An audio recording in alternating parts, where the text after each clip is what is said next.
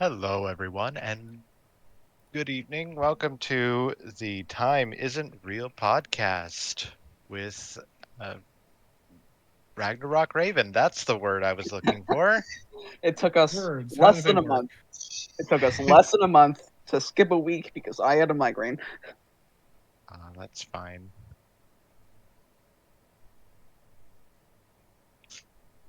So as you can hopefully see on Phoenix's side, I am filling some of the gap by drawing. It's a commission. Hey,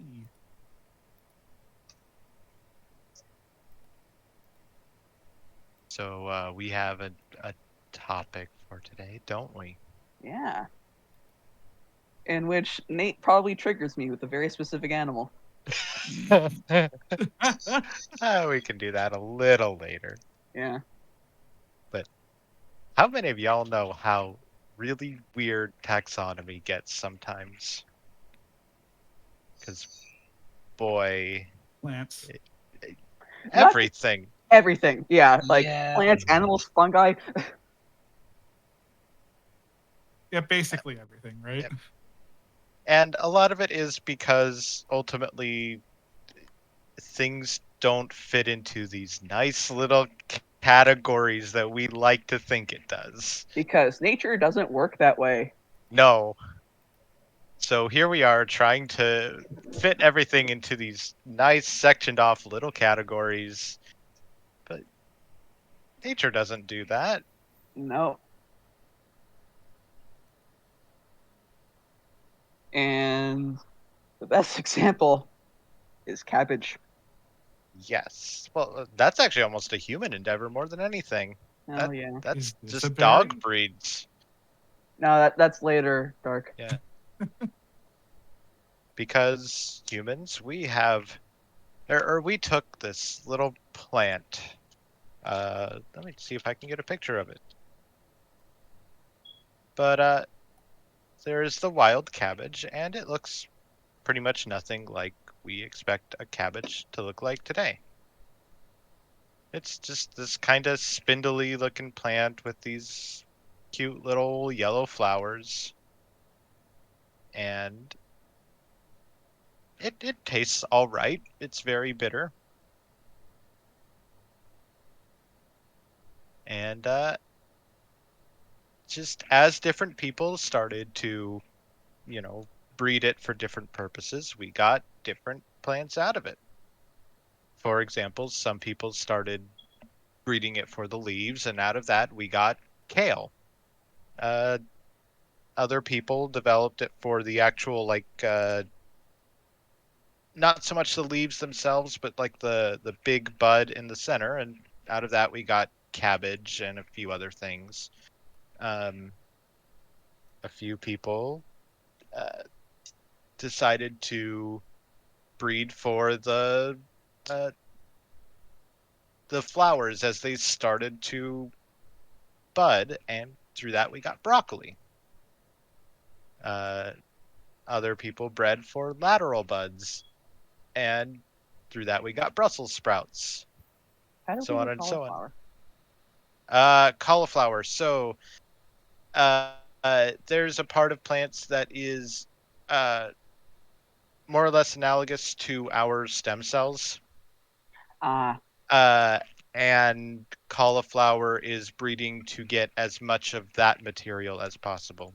gotcha. What is that So called what we're again? saying here is that cabbage, broccoli, cauliflower, kale, and Brussels sprouts, and I think a few others, um, are all the same Yeah. species. Uh, Kohlrabi, collard greens. Isn't that like bok choy or something? Yeah, bok choy is. Okay. Uh, History, etymology, horticulture.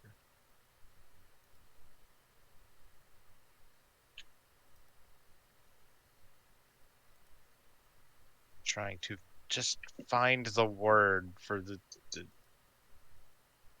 what the stuff in cauliflower is. Also, this is very difficult to Meristem. draw. That's right. Yeah, so just plants have a tissue called meristem that is pretty much analogous to our stem cells, and where when that occurs, like where flowers would be starting, that's where we get the cauliflower. Yep. But yeah, cauliflower, it's basically just, or not cauliflower, cabbage in general, the cabbages. It's all just, pretty much dog breeds. It's human endeavor. Yep. They're called cultivars. Yep.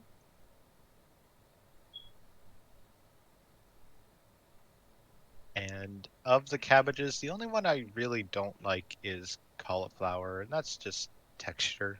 The weird thing for me is that the only one I actively like is broccoli. I'll eat cauliflower. I don't like it all that much, but I'll eat it if it's with something else. But I do actively like broccoli. For me, like Brussels sprouts are just among my favorite vegetables. Maybe even my favorite vegetable. And kohlrabi is really good too. Kohlrabi is like the bottom stem of the plant. Ah. Pretty wild looking too.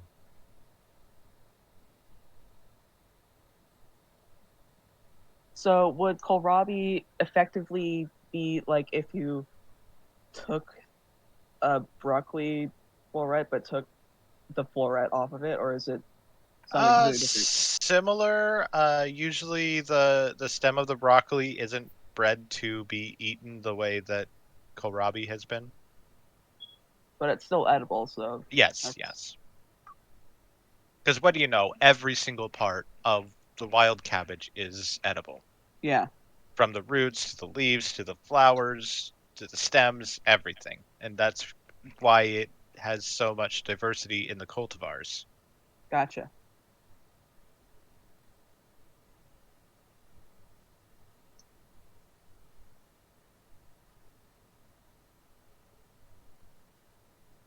And is there a part of the plant that we haven't mentioned as being something that we bred for? Let's see here. So kohlrabi's we haven't really mentioned the roots. Do we eat those? I don't know offhand. Let's see here. Brassica oleracea.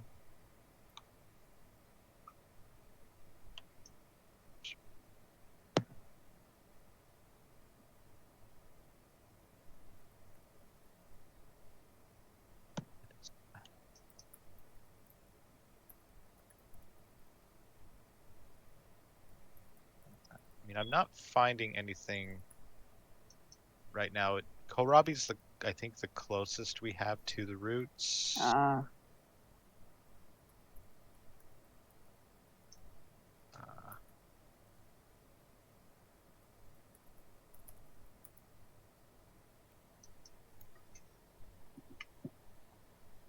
Broccoli, cauliflower.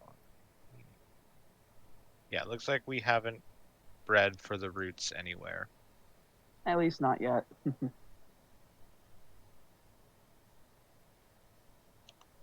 And also, another fun thing we've done is there's one cultivar of cabbage that we bred not for eating, but for using for walking sticks. Oh yeah, I remember that now. The Jersey cabbage. We don't use it for walking sticks anymore. Oh yeah, because we have better ways to make walking sticks. Yeah. But it's just a funny thing that happened, Yep.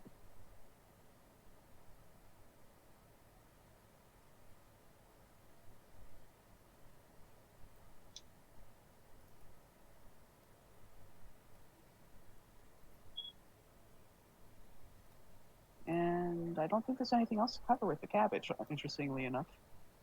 Not really. Once you know that it's just different cultivars, it's like, oh, Yeah. Like, it's interesting, but there's not a whole lot to talk about. Uh-uh.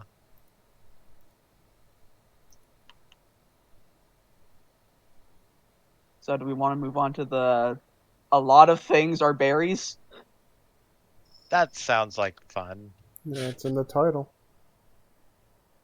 Yeah. Is this a berry? So, there's a lot of things that are berries that we don't think of as berries. Watermelons, The one cucumbers. the one that everyone thinks about is bananas.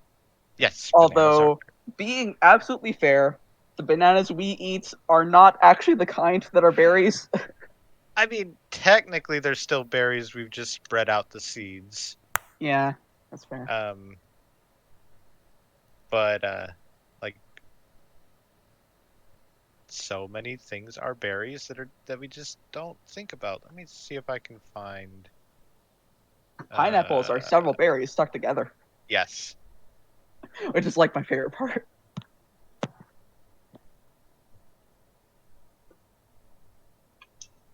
And when we covered this in the old podcast, we said that corn is a berry. Technically, it's not because it's a grain. Mhm. So there's a different word for that. But it is the grain equivalent of a berry.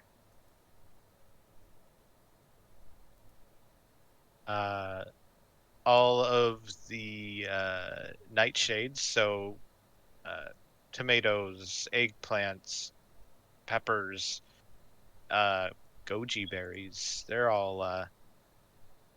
Oh, and potatoes. Well, Oh, potato no. fruits are Okay. berries. Okay, potato fruits, yes. Because, yes, potato plants produce fruits. They are toxic, but But they are berries. yes. Uh, Tobacco is in there too. Tobacco produces fruits and is in the nightshade family. That makes a lot of sense. Yes. So, and I want to say it was completely by accident too. A long time ago in The Simpsons, they made a joke where uh, they had accidentally bred tobacco, which is a combination of tomatoes and tobacco, which I don't think they did it on purpose, but that is something that could theoretically exist. I mean, it's The Simpsons. Yeah, I Yeah. know. Like, it's hard to say they didn't do it on Yeah, purpose yeah, because, exactly. Because it's The Simpsons. yeah. I mean, of course, the way the Simpsons did it, they couldn't exist like that because, like, Yeah. basically the inside of the fruit was like mushed up cigarettes. But Ah, yeah, like it wouldn't work like that. But like, technically, you could crossbreed tomatoes and tobacco and get something really weird. I mean, there's another conversation to be had about crossbreeding after the berries. Yeah. And I think you know exactly what I'm talking about. Hmm. But yeah, so interestingly enough, I think blueberries are one of the few things that we call berries that actually are berries. Yes. Raspberries and blackberries are not because they're stone fruit. Hmm. And by stone fruit, we mean like peaches Yep.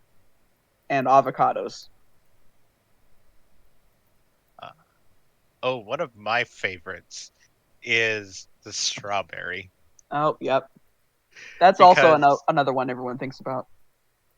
it's not that there are no fruits on, there are no berries on the strawberry because there are. It's just that what we think of as the berry with the strawberry is not the berry. It's just an accessory fruit. Yep, It's that's just an interesting a term. a piece of the stem that the plant engorges out, and all the things that we call seeds, those are berries. Yep. Kiwis are berries, I think. Yes. I mean, generally, if something is, you know, is like flesh that has a seed or several seeds in the middle, it's a berry. There's also something I want to bring up. I don't remember if these are berries or not, but back to the kind of cultivar thing. Cantaloupe and honeydew are the same plant. Yes, and they are also berries. Right. Melons in general are berries.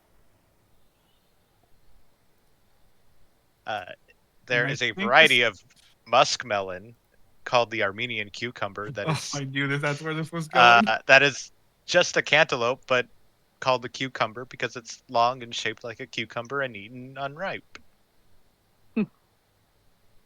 Now, if bananas are berries, are plantains berries? They would be, yeah, Okay. because Very related. plantains, like, I'm pretty sure they're just cultivars of each other. Oh, okay. I didn't know Yeah. they were cultivars. Makes sense. Yeah.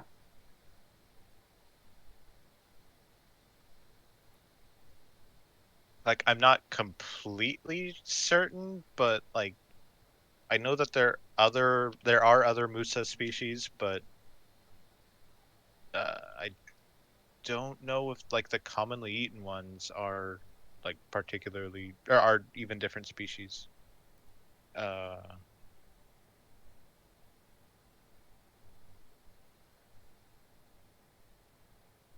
um, this is not helping me.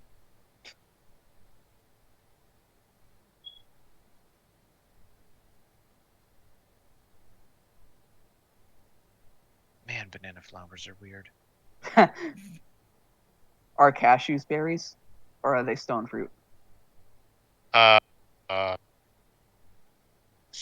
I believe that the part with the nut in it is a berry, but there's also an accessory fruit Ah, below it, I believe. That's a don't quote me on it quite yet thing. okay. But let me just look up cashew because that is so much easier to figure out than Now bananas. I want to mention that the reason that Nate and I went on this tangent in the first place, like I think over a year ago at this point, is because a YouTuber by the name of Lockston put out a video where he tasted every fruit that the like Pokemon berries are based on, and there was just a few times where he was like, "This isn't a berry, but okay."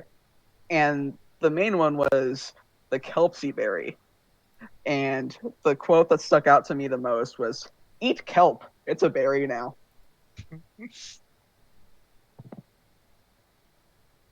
Okay, so the nut part of the cashew is not a berry. It is a Oh, drupe.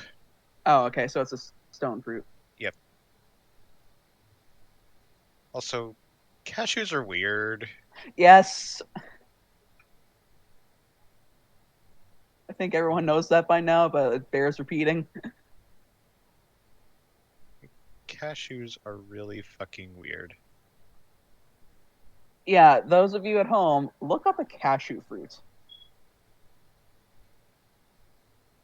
I'd like to just try a cashew fruit by itself someday. I have had cashew fruit juice.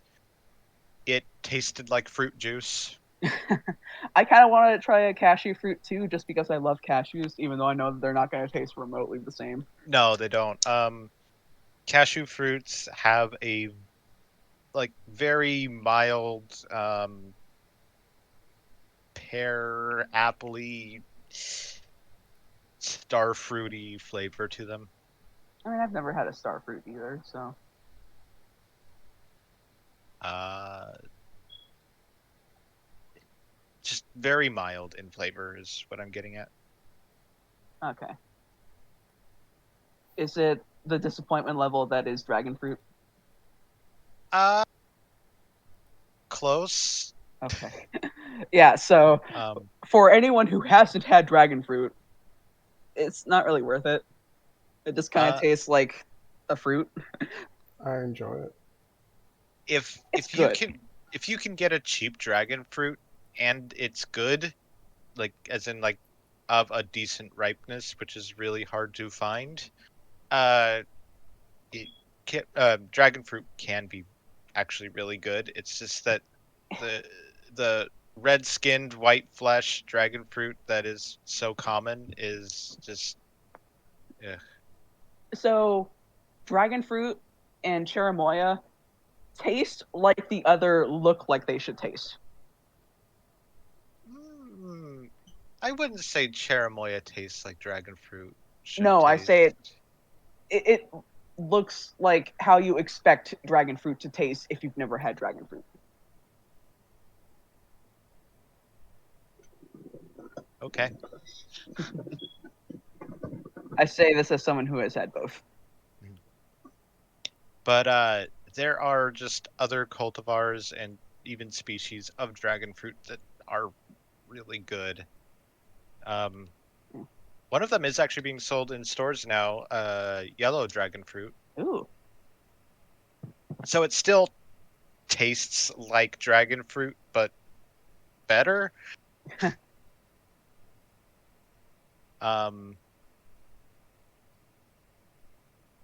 Like it actually tastes like something, Gotcha. you know.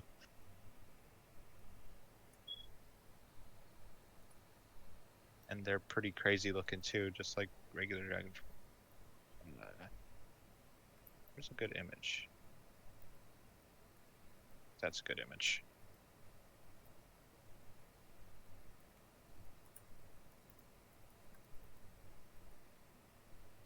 And then there's also red flesh dragon fruit that I'd like to try someday because I haven't had it yet.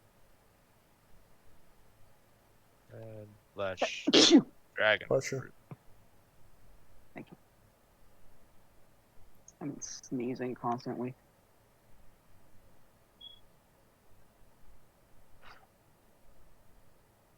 This is such a messy sketch.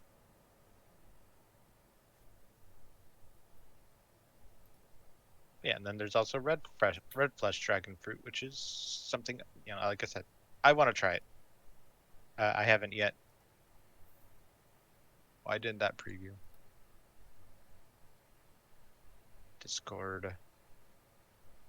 Cord.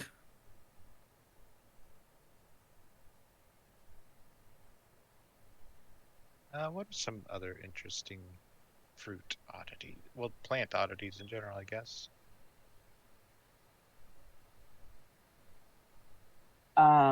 Citrus fruits. Oh, yes. That's a mess. Yeah. So pretty much any citrus fruit you get is a hybrid of a hybrid of a hybrid of many different hybrids. And like I think there's what, 4 like main species that have hybridized to the point that we have them There today. are 3 that we like. 3 that are the main ones, and then a few others that got thrown in. The main ones being like pomelo, citron, and something else I don't remember. True mandarins. True mandarin, yeah. Okay. And then there's a few citrus fruits that do have kumquats in their lineage. The trifoliate orange also pops up in a few lineages. But going to any like particular cultivar of citrus and looking at its history is like, what the hell is happening? Yeah, basically.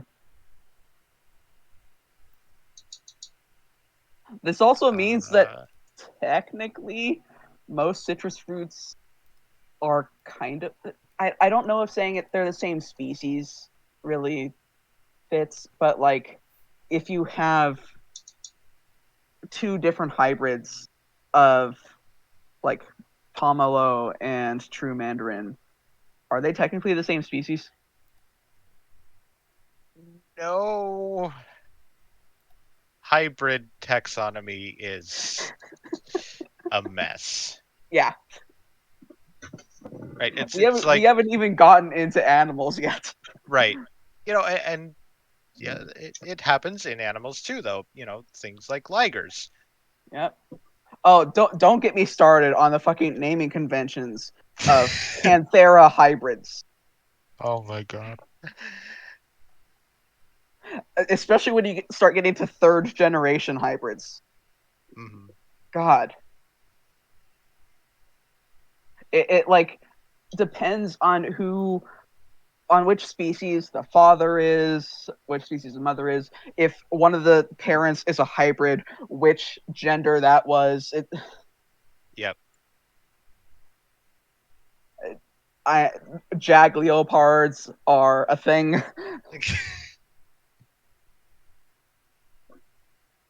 Leo being as in Lio, lion. I guess I should have said jag leopard, but whatever. Mhm. But we're talking about plants. Mhm. I don't like this image because it implies key limes are base species. I think they're the furthest thing from a base species. Not quite. They're like our regular limes are a crossbreed of key limes and lemons. Ah, I'll just go to the I thought classic. I thought that key limes were just a cultivar of limes that came from the Key Islands. That's kind of what I thought too, but then Huh. yeah. Or maybe it's that like the key lime is the first lime and then that got imported out of the Key Islands. Maybe. See, even we don't know. Is it But, like- possible to know? Sometimes it isn't because like with citrus fruits, they hybridize so readily that they'll hybridize in the wild. God, they're like Echeverias.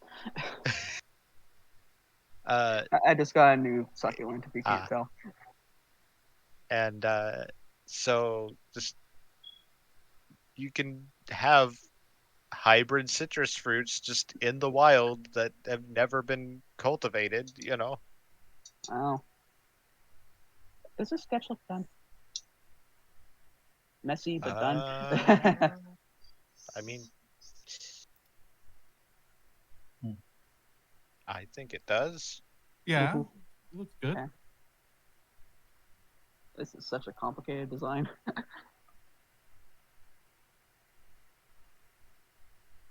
Speaking of pomelos, sometimes our grocery store gets pomelos. I'd like to try one.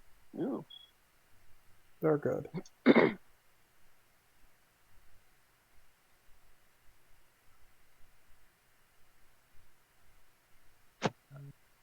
Anything else Is it- interesting? Is grapefruit citrus? Yes. Yes. Okay. I don't like grapefruit. I don't either. It's too bitter for me. Yeah, same. Like, God, when I was growing up, for a while we lived in a home that had an orchard in the front and back. The back was pretty much all avocados.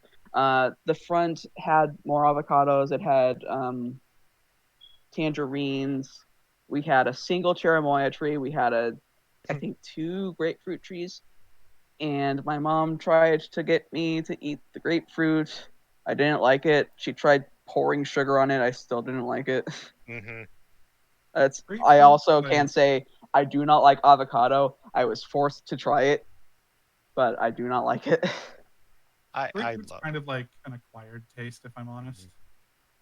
Mm. 'Cause it's really, really tart. Hmm. You see, I don't mind the tartness. That's great to me. It's the bitterness that gets to me. Yeah. Also, I think that we should switch to the French name for grapefruit because that is so much better. What is it?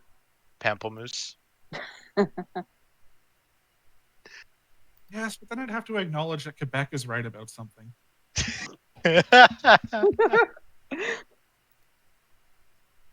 Hey, it's not that Quebec is right, it's that France is right. So, you know. But then you'd have to acknowledge that France was right about something.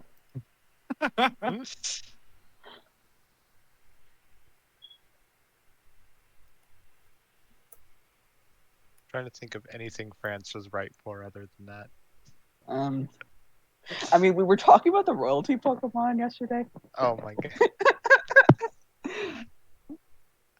That needs no more context. No, it doesn't.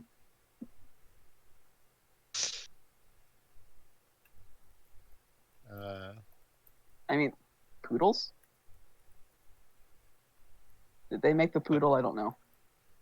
I almost want to say that it would have been originally German, actually, but Oh. it might predate the idea of Of Germany. of both Germany and France. Gotcha.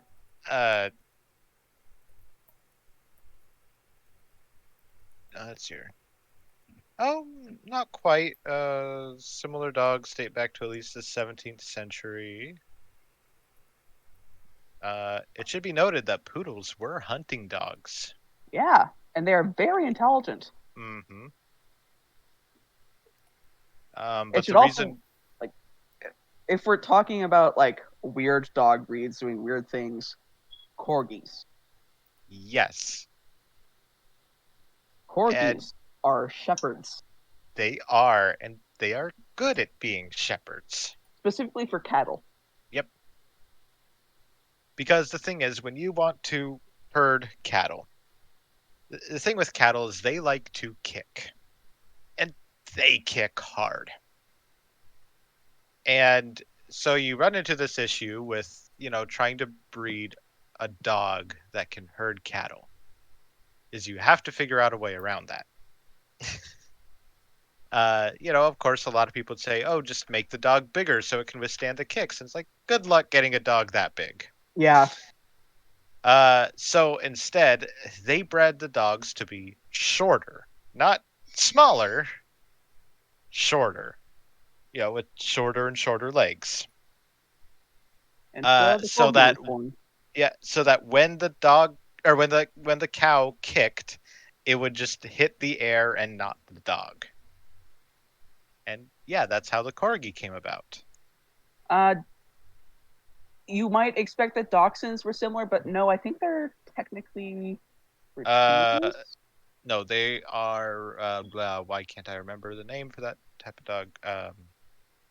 Terriers. Oh, okay. So they go into burrows, basically. Yes. Terriers are, for anyone who doesn't know, refers to dogs that were mostly bred to hunt smaller things like rodents. Especially ones that burrowed into the ground. Mm-hmm. Which is why they tend to be small and oftentimes long. Yep. Similarly, the ferret was actually bred as basically the non-dog version of a terrier. That's why to ferret something out means what it does. Right. It's literally the practice of ferreting out something that's in a hole.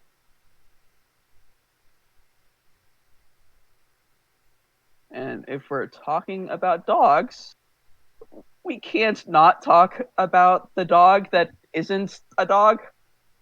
Aha. And that's known as the Fuegian dog, which was a descendant of something called the Colpio fox, which also wasn't a fox, or isn't a fox, rather. So the Colpio fox is in the Lycalopex genus, which is basically the South American foxes. They're more related to wolves than they are to foxes, but they have fox-like morphology, which is why they're called foxes. Similarly, the maned wolf is related to the Lycalopex genus. It's not a wolf, but it's more related to a wolf than it is to a fox, even though it looks like a fox on stilts. But the Fuegian dog came about because I don't remember the tribe name at this moment. Nate can probably just Google that quickly in the background. Yeah. But this tribe, quote unquote, domesticated the Colpio fox into becoming the Fuegian dog. The issue was that the Colpio fox doesn't have the same social pack instincts as a wolf does, so it didn't actually have the behavior that dogs get from wolves, which is friendly to pack mates, social, loyal. They didn't have that. And the reason that I'm talking about them in the past tense is because they went extinct, not because they just died out, but because they were actually a danger to people and cattle and were actually exterminated.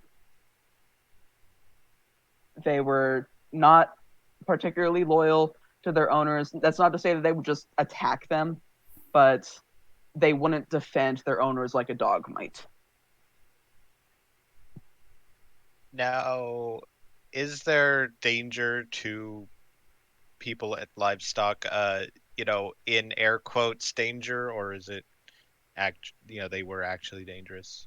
Um, the way that it was phrased is that an explorer documenter or whatever went to a tribe that he had previously seen the dogs with, and he asked where they all went, and he was told that they were exterminated for being a danger to men and cattle. Hmm.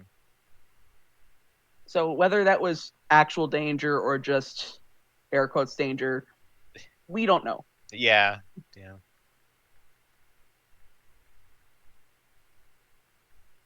Also, the tribe in question is the Yagan.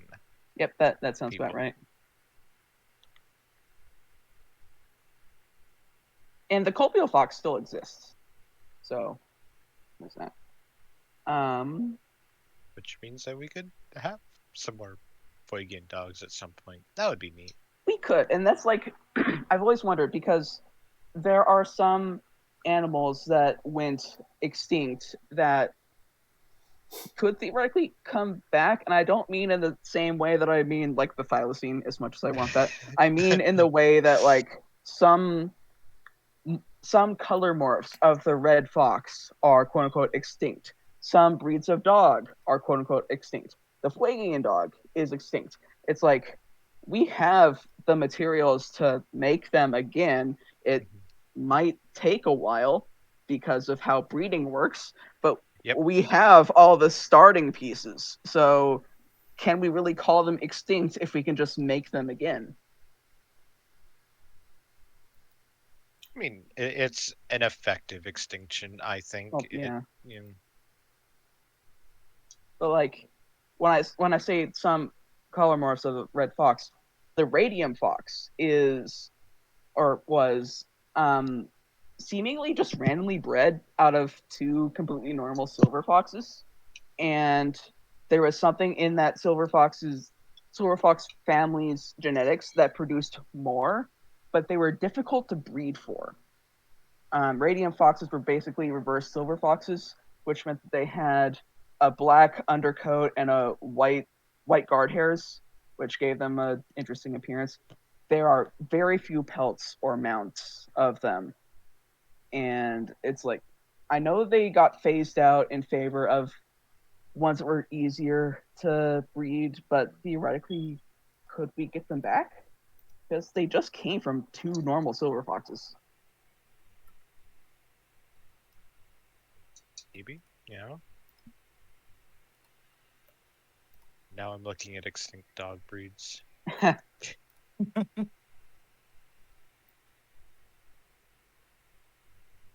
sorry, I ran out of breath going on that. Understandable.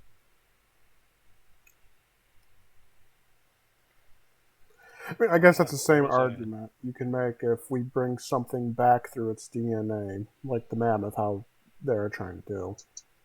Does that Okay, but effectively that's different from what I'm talking about because that is an animal that has gone extinct, and we do not have living examples of the things that evolved into it. What I'm talking about is we have the starting pieces, and not just relatives, but what actually resulted in these animals. Gotcha. Because what's going on with the mammoth is that they're, I think, they're talking about putting, like DNA into the embryos of elephants or whatever. Mhm. And while that could, in theory, work. It's not what I'm talking about because it's not like the elephant evolved into the mammoth. Okay. Although that is a fascinating discussion to have. Yeah.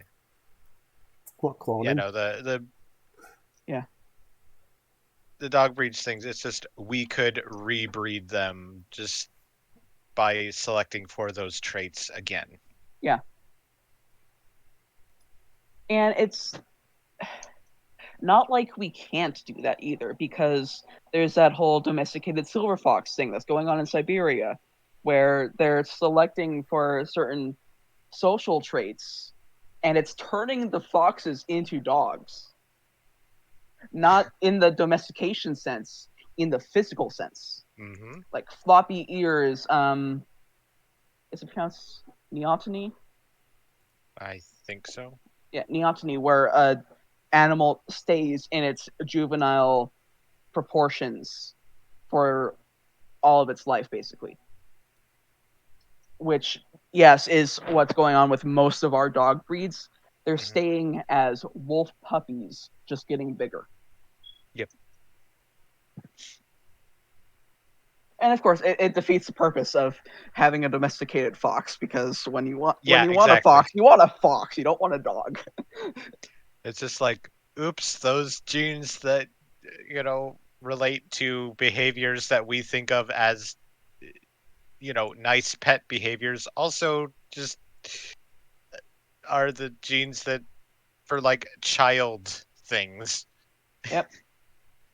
Oops. It's an interesting thing that, like, aside from the fact that dogs are like this, you wouldn't think at first glance, oh yes, this gene that controls friendly social behaviors also makes the ears floppy.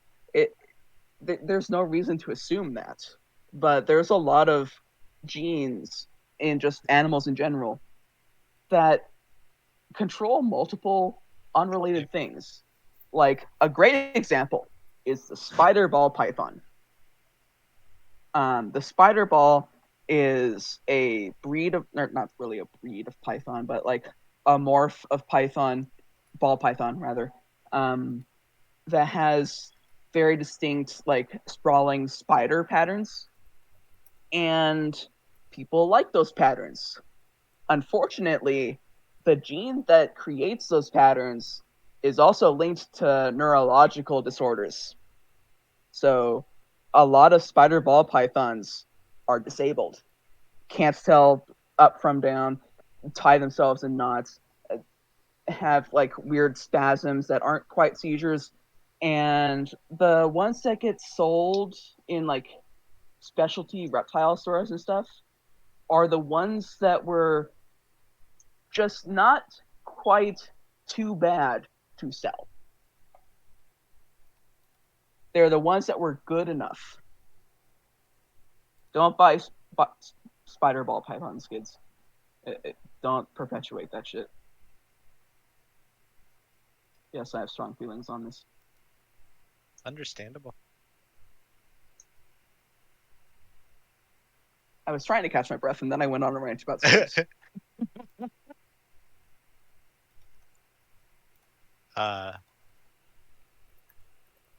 But yeah, it's just that like ancestry and taxonomy just gets really fun sometimes. A good Yeah. example is the tree shrew.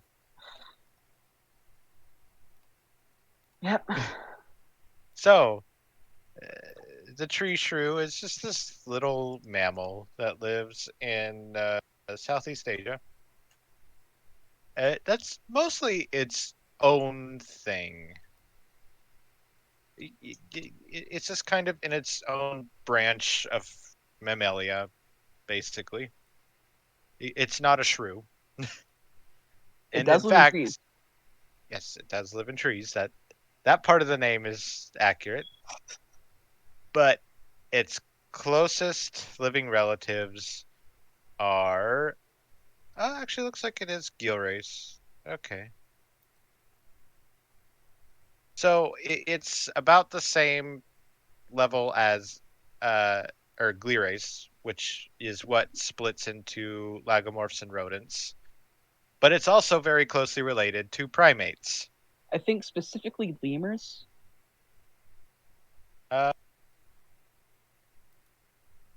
So the way Wikipedia has it currently. Oh wait, hold on. Oh God, Wikipedia. Yeah. Uh,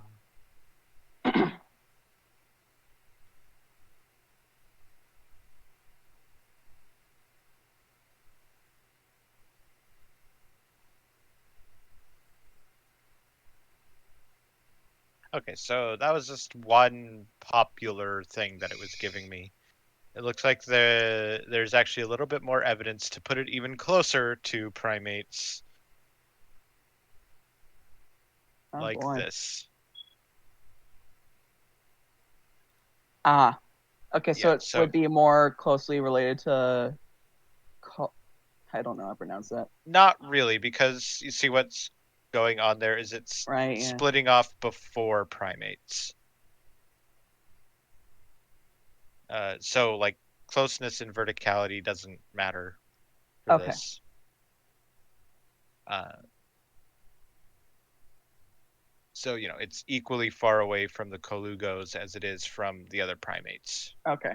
Gotcha. But it's closer to primates than it is to lagomorphs and rodents. Maybe. Maybe. Yeah. Uh, taxonomy is not an exact science, It unfortunately. isn't. There's so much maybe. Yeah, and I think the best example we have of that is the tuatara. Yes. The tuatara is a small, four-legged, scaled reptile Mhm. that is not a lizard. Correct. It's just its own thing. Yep.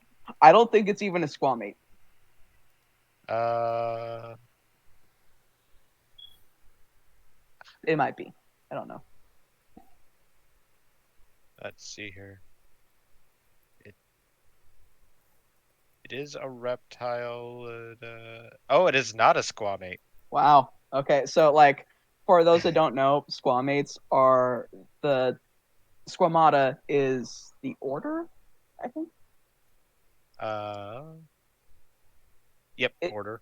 yeah, it's the order that lizards, snakes, I'm pretty sure crocodiles and turtles are all in. Uh looks like turtles are not squamates either. They are Oh, huh. Archaeolosauria. Okay, but okay, yeah. Ar Wait, can you spell that? Archaeolosauria? Oh, never mind. I didn't hear the L and I was confused Oh, because I thought you meant archosaur. no, no. Okay, that's interesting. So Uh, Archaeolosauria includes the wait. Oh, and crocodilians are Archaeolosauria too. oh, okay, that's interesting. I think the actual like common name for squamates is scaled reptiles. Something I don't remember. But like they're not in the same order as lizards and snakes, despite looking like lizards.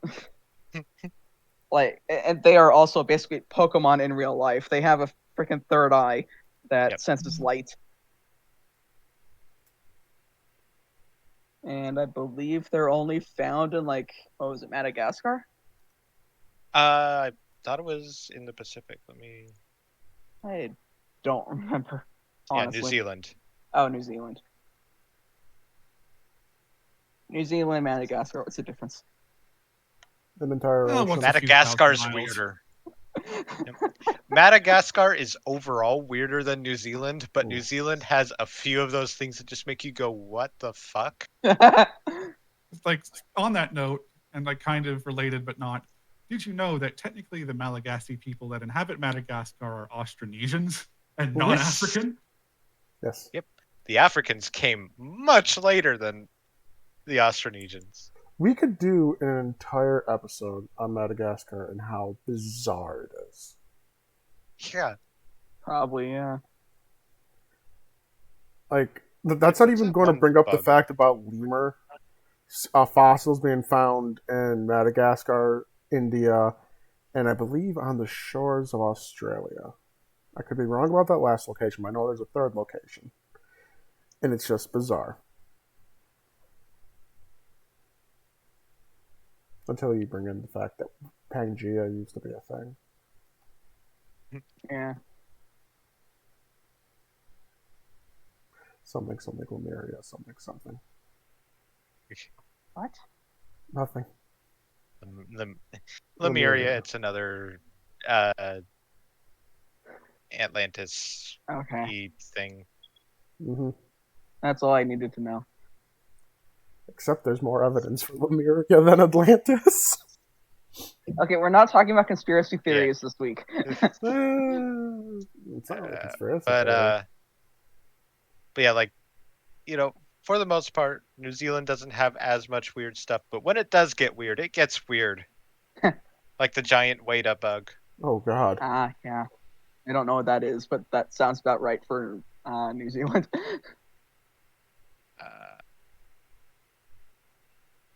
I'm pretty sure it's like basically a giant cricket, essentially.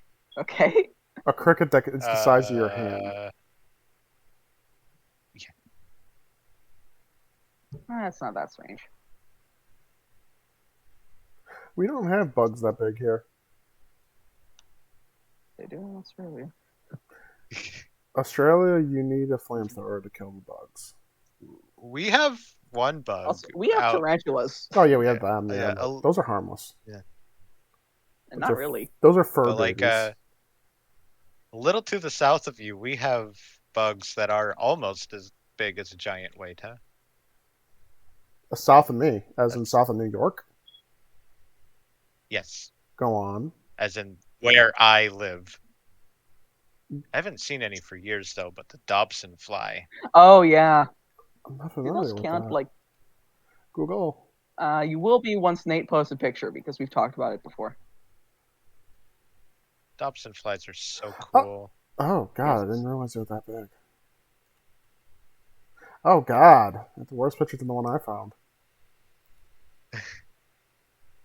I've love seen Dobson flies. like maybe 3 that have just come around. Also, because that one is a male, it is harmless. The females Okay, aren't. so because Yeah, so the males have the really long mandibles, and their mandibles are so long that they cannot get enough leverage to actually puncture skin. Like they cannot hurt you because they're just so long. Mm-hmm. Whereas the females have they bite. thicker, shorter mandibles that can get leverage, and Discord refuses to Oh, they got preview the tiny things. little biting Yeah. mouth. Yep. And so the female can actually draw blood.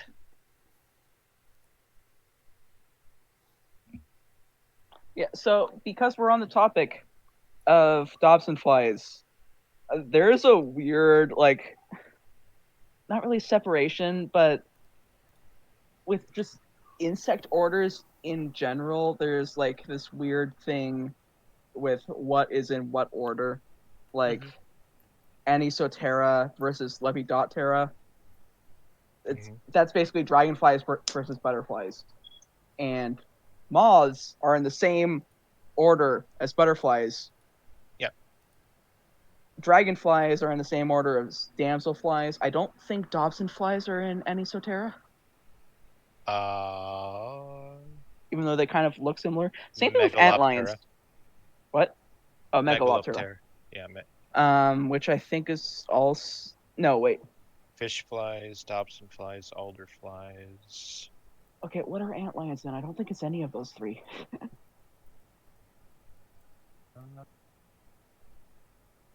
Hemiptera, maybe? And Neuroptera. What? Neuroptera. Oh, Neuroptera. And then there's the things that are in Hemiptera, which are, I believe, considered the true bugs. Yep. And for those that aren't linguistic nerds out there, this is all like based on their wings. Mm-hmm. So anytime you see ptera in a word, it means wing. Yep. Which includes things like the pteranodons and stuff like that. Yeah, pterodactyl literally means wing-fingered. Mm-hmm. And in Greek, it would have been pronounced ptera no matter where it appears, which is fun. Yeah, but that's I know. stupid. Also, going back to the whole true bug thing, that's something that kind of annoys me because, fairly recently I actually looked it up, and it's just like a couple of entomologists, like in the 1800s, were like, we're gonna call these ones true bugs. Yeah, that's kind of how it works. Like Vulpes is the true foxes, even though we Mhm. have, again, the South American foxes. Yeah, it's just that prior to that, bug was a much more generic term. You want to know another weird thing about just what taxonomists decide? The gray fox is not in the Vulpes genus. Ah, But it's somehow considered a true fox. I don't know. interesting. What else is in Urokion? Not much, just the island fox. Yeah, and the island fox is just basically a different species of gray fox. It's the Channel Islands fox, I believe, which we actually saw in like, because I went to school in California, obviously, because I'm from California, and there was a just presenter, I think, in my marine bio class of all things, because we were getting ready for a field trip to one of the Channel Islands, and we saw like this taxidermic mount of a Channel Islands fox, and it was cool. But we were also told, yeah, these are endemic to these islands, and you won't find them anywhere else, even though they're basically just gray foxes. But yeah, with the whole true bug thing though, so before these two entomologists decided this entire order gets to be true bugs, the word bug was a very generic word. Not just to insects, not just to arthropods, but to anything kind of dark and creepy and crawly and gross. And, a rat could be a bug. And in fact, the boogeyman, that comes from the word bug. It would have been buggy man. Huh. Is that where the phrase "to bug something" comes from? Yeah, it does. But, then these two entomologists said, these are the true bugs. And now, like, the, the, the middle school nerds, when they hear bug, they're like, that's not a bug. Just, yeah. It's like the nerds that go, "That's not a fruit, that's a vegetable." I'm sorry to tell you, vegetables aren't a scientific thing. Yeah. It's purely a culinary term. Mm-hmm. It just means edible plant. Yep. And you could say that there is sort of a scientific term for it, but it just means any plant. So, yeah.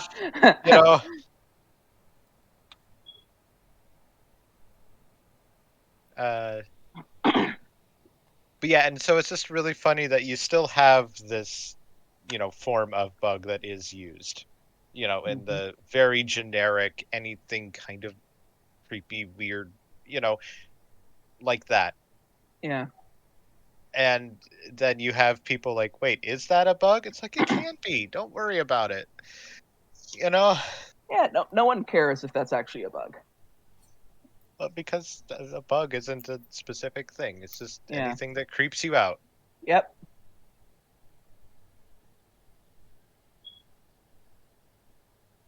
Which I guess might be why frickin' Dwebble is considered a bug type, even though it's a crab. Yeah. I mean, at least crabs are still arthropods, so, you know. But then Krabby and Crab Roller aren't bugs. It's fine. Crab Roller's It on a water is, type. but it's like fine. it is fine. But it's like consistency, please, Pokemon. No.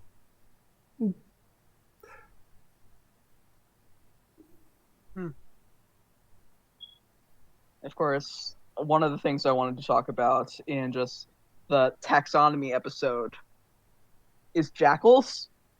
Ah, Because, okay, there are two main species of jackal, the side-striped and the black-backed. They're related to each other.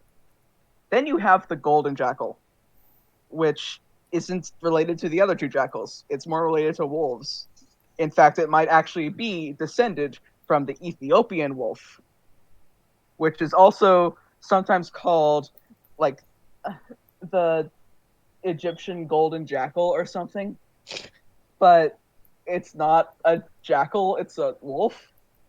And then it gets even more muddled when you consider that Anubis is usually likened to a jackal, except if depictions are accurate, it's more likely to be an Ethiopian wolf. That's not even considering, like, there is an animal called the Asiatic red wolf, which is also just called a dhole, and it's not related to wolves. It is. It's a canid, but it's not a wolf, guys. It's just this random Asian canid. It's also very, very endangered, but yeah. But it's sometimes called the Asiatic red wolf.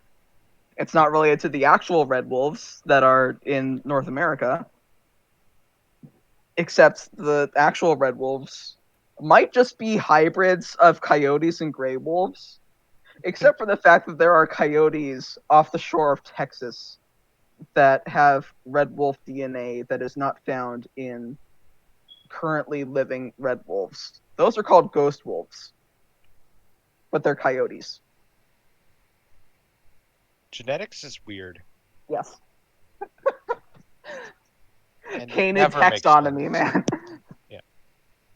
On that note, dogs, like the actual dogs, not the Fuegian dog, they're just a subspecies of wolf. Yep. They're not their own species. They're just wolves. Weird, always baby wolves. Which gets even weirder when you consider that they can hybridize with both coyotes and gray wolves. Mhm. That's where you get koi dogs and wolf dogs, and also they can hybridize with each other. That's where you get koi wolves. North American canids are a mess. Yes. Granted, so are canids in almost every other area of the world, except honestly, except South America. The South American canids have it figured out. They're fine.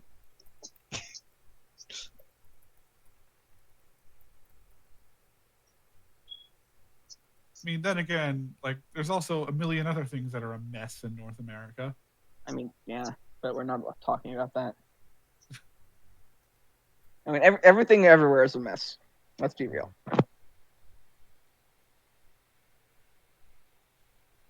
Now, I understand the whole thing about separating foxes from canines because, yeah, guys, foxes are not canines; they are canids. There is, in fact, a difference.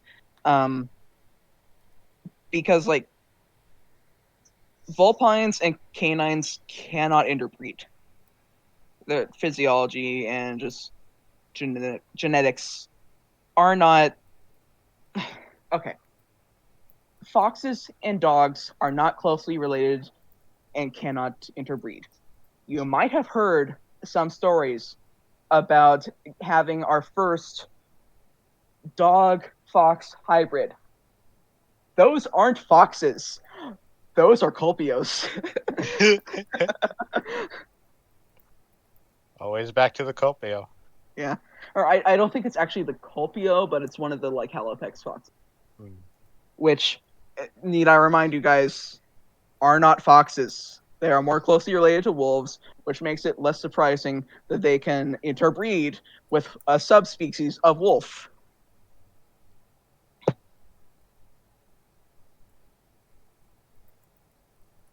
There's also the fact that we can't agree on whether or not domestic cats came from Europe or from Africa.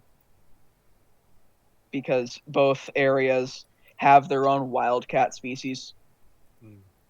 By which I do mean like the European and African wildcat, not your domestic cat did not come from a cheetah, guys. Right. Although cheetahs were domesticated. Yeah. Like every cheetah currently in existence is basically the offspring of feral cheetahs from the Egyptians. They're also massively inbred, and there is so low genetic diversity that even if humans had zero impact on them, they would be in danger of going extinct. Which is why there are some really good cheetah conservation programs out there that I'm not sponsored, but I do recommend looking into a lot of these. I think one of them is called Cheetah Experience. But yeah, so cheetahs were domesticated. I think servals were domesticated, but not on as large a scale. You know, it would have been really cool to see a society where, like, the domesticated cheetah just became Survived. a bigger thing. Yeah. And, like, kept going to the modern day. Yeah, but they're like cheetahs are interesting in that although they are definitely wild animals, they are very like I don't know what the term is, like sociable, amicable to humans. They are very anxious, especially like in the like they are very anxious even regardless of if they're wild or captive. They have the hallmarks of animals that were tamed and actually domesticated and then found their way back into the wild. Speaking of dingoes. Do they eat babies? I mean, I think any predator would eat a baby if given the chance. Yeah. There's also like if you hybridize basically every dog, or you just let them breed rampantly like mongrel dogs or something, they all look sort of like dingoes. Yep. Because that is the equivalent of a Brazilian, I guess. That's not really a reference to something. It's more of a deep cut. Basically, the theory is that if humans were to continue to just have these interracial whatevers, then like we would all eventually just start looking like Brazilians because that's kind of like the dead medium of just humans. Then we'd have an entire race of people that could double jump.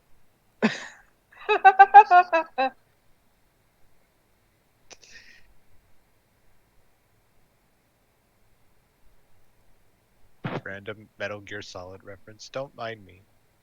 No problem. But yeah, like what do you know when you start like breeding different morphologies, you get a sort of medium that looks like something that already exists because what do you know? It already exists. Yeah.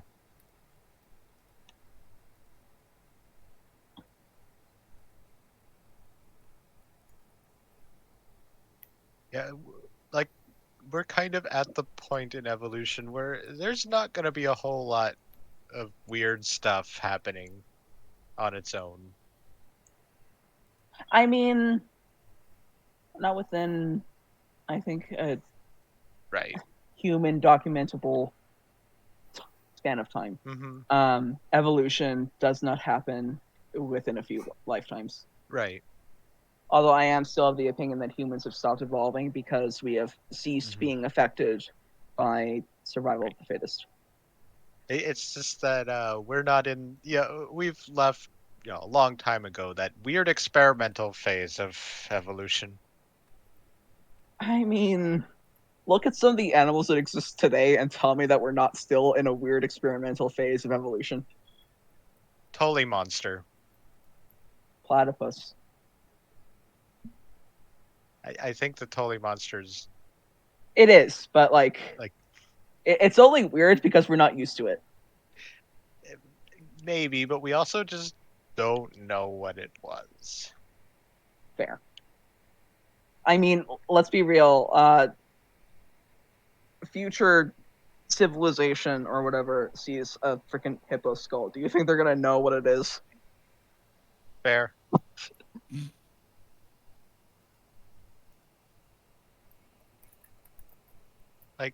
But yeah, we've reconstructed Totally monsters. We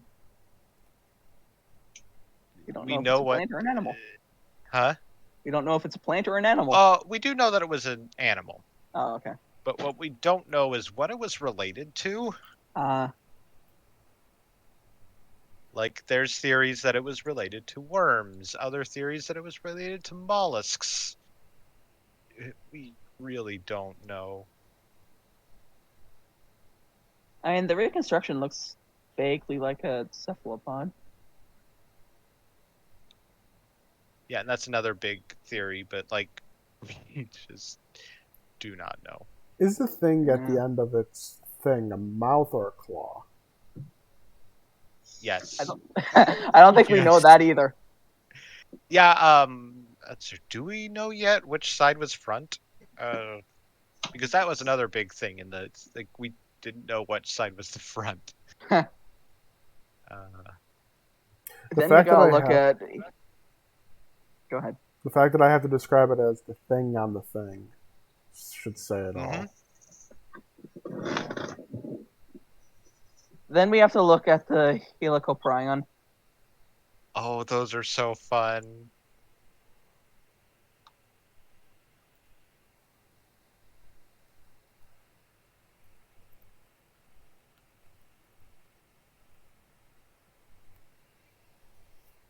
Oh, the whip shark. Yeah, the crazy looking thing, like the shark with just a spiral lower jaw, because we don't know if it was a whip or not. Yeah, we just know there was a spiral there. Yeah, we don't know what it was for.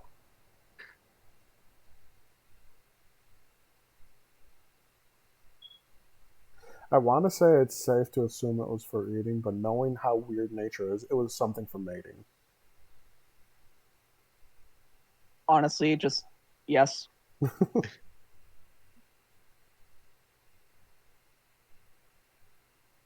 It might not even have been for eating at all. It could have just been for display, or it could have been for fighting, or... But the coolest thing would be if it actually shot out like a whip to ensnare prey. I don't think that would be... Oh, I doubt it. I doubt it, but that would be cool. I'm not talking about possibility. I'm talking about cool factor. Yeah. Okay, sure. Cool. Also, I think the sketch is done and ready for the commissioner to overview it. Another fun animal from the Cambrian is hallucigenia. Yep. Named so because paleontologists discovered a fossil and went, "What the fuck is that?" I don't even have to know what that. I don't even have to see what that one is. I know what that one is. But yeah, it was just a weird spiky worm thing. They were like, I think a centimeter long or so.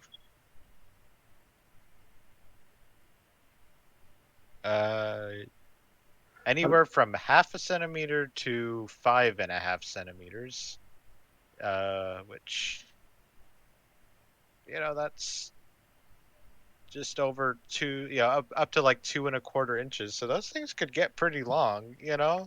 Isn't this another one of those things where we don't know which is the front and which is the back? Yes. Thought so. Honestly, looking at that reconstruction doesn't matter. I don't know. Probably I just- not, because I'm starting to think Spore got it very accurate. yeah, Cambrian stuff is Wild. yeah. Back when everything on this planet looked alien. Hmm. I mean, again, it only looks alien because we're not used to it. Right. I mean, yeah, that's the kind of like the definition of it. Well, you rephrase it. It looks extraterrestrial. Again, it's only because we're not used to it. That Hmm. at that point, like, fuck, I lost the word I was trying to think of. Tetrapods. They hadn't really evolved yet. I think you can even remove really from that. Like, they just hadn't evolved yet. Yeah, and almost every animal, or not really almost every animal, every vertebrate, except for like fish, is a tetrapod, and I think even then fish are tetrapods. Okay, but like, let's say when we go to Europa and get to explore that ocean eventually, and we see something like the Tully monster in there, I wouldn't be surprised at all. I mean, I feel like that depends on what stage of evolution things are in.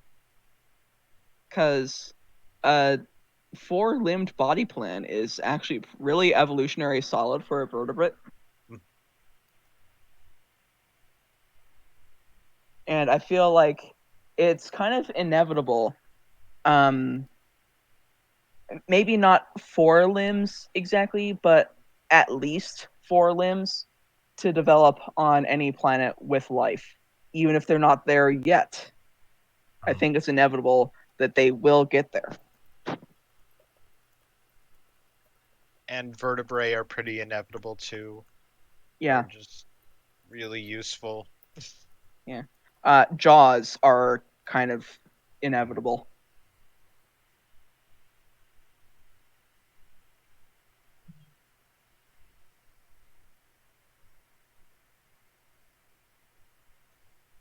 I watch so many Spec Evo things and so many just nature documentaries that, like, I've come to the realization that we're not all that special. Our evolution, maybe not exactly into humans, but we were inevitable. Right. Yeah. It was only a matter of time before.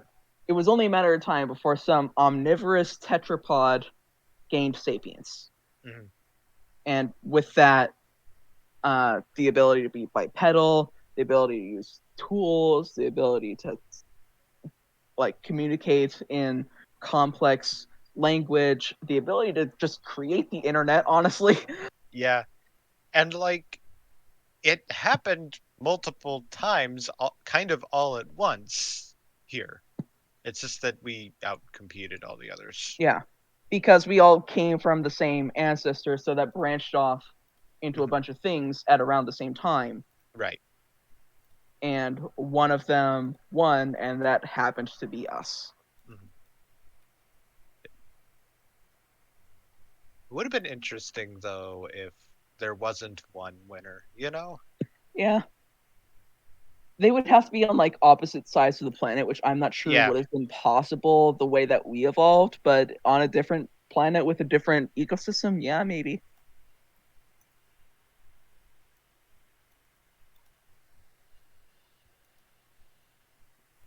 I think I gave Phoenix an existential crisis. This episode's just been a bit of what's the word? You smile and nod as me and Nate Yes. jabber Yeah. on. Yes, and I add when I can. Yeah. But see, And- I was doing that sort of rant in a way that I hoped that you would be able to respond, because stopped getting into taxonomy and into just evolution. Hmm. Almost same difference sometimes, you know. Yeah, I mean, One it's a science lot leads to less the other. technical. Yeah, I'm just not good with science today, I but think. like evolution is a lot less technical and Mhm. more like hands-on Right. than taxonomy. So I figured Yeah. more people would be able to Mhm. talk. And taxonomy is ultimately just our way of trying to categorize evolution, and it. Yeah. Again, taxonomy is not an exact science. It's probably not even accurate. Yeah. I'd even remove the probably. It's not accurate because it can't be accurate because evolution doesn't. Work that way. Yeah. And it's kind of why I'd like to see, you know, science publications get away from like the tree uh, diagram for evolution. Well, I understand the tree, Hmm. because at the end of the day, we do all come from common ancestors, and a tree is the easiest way to Yep. visualize that. But it's not quite how things panned out. Right. And I feel like the tree runs into this problem where it feels like, there was, let me just look at a human really quick. Just, like there were beings that were hominidae, you know, Yeah, that hominids. weren't anything lower than that. That you had something that was a hominid and nothing lower, and that's not Right. correct. Or that there was an animal that was a simiform. There wasn't, you know. Yeah. You had species that just branch off and branch off again. Yeah, it's categorizations of categorizations, and like I understand what they're doing with the tree, but it implies things that aren't accurate. Correct. But doing something like a Venn diagram, I think, would be a little bit more helpful. You know, There's one I've seen where it's not quite a tree, but more like a cascading stair step. yeah, But even then, that doesn't really account for parallel evolution or anything. hmm yeah. I think a Venn diagram would just be a little bit more helpful than the tree. I'm not sure how a Venn diagram would help. I mean, not even necessarily a Venn diagram, but just like a you know, putting things into circles essentially. Right. Okay. Like, you would have a circle for hominids, and under that, you know, tribe hominy, and a circle in that for genus Homo, and then, you know, I I almost feel like genre are almost unnecessary, because all it really establishes is, can these things breed together? And even then, it doesn't always establish yeah, that. Because again, we've had a Canis breed with a like Halopex. hmm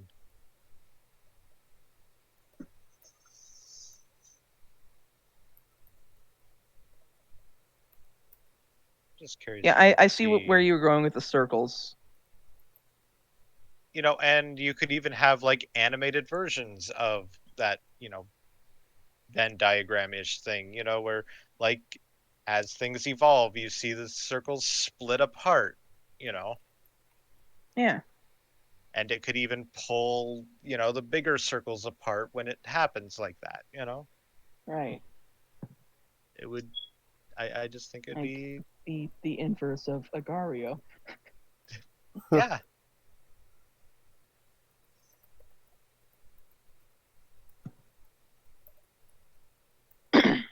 I find evolution in general just to be fascinating. That's why I'm Mhm. so into Spec Evo. Yeah.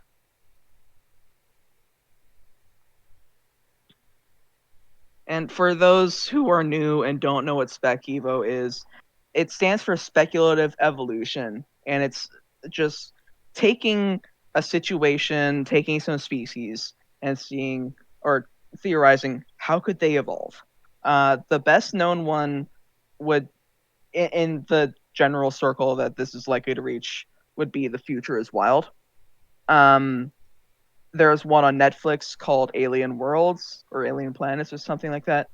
Um, there's a very interesting YouTube channel called Curious Archive, which covers a bunch of Spec Evo projects and media, including, for example, one called Serena, which is basically just what happened or what happens if you take some finches and stuff them onto just this random moon and give them some like fish and bugs and stuff to feed on.